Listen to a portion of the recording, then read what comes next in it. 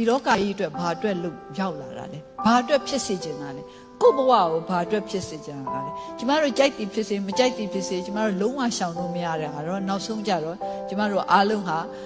အနိစ္စသဘောတရားအရာကိစ္စချောရမှာပဲအဲ့ဒီအချိန်ရောက်တဲ့အခါကျတော့ဘယ်လိုစိတ်ဓာတ်နဲ့ရှိကျင်လဲဆိုတာကိုယ့်ဆုံးဖြတ်ကြပါကျမကတော့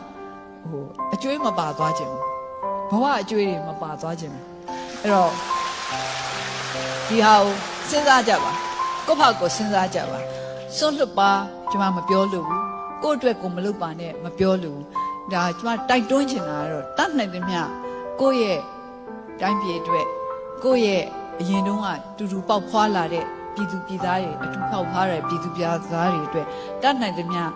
လုတ်ပေးနိုင်သမျှလုတ်ပေးကြပါတခြားဟာမလုတ်ပေးနိုင်ရင်တော့မေတ္တာပို့ကြပါစေတနာထားကြပါလို့ပဲကျမအနေနဲ့တောင်းပန်ချင်ပါတယ်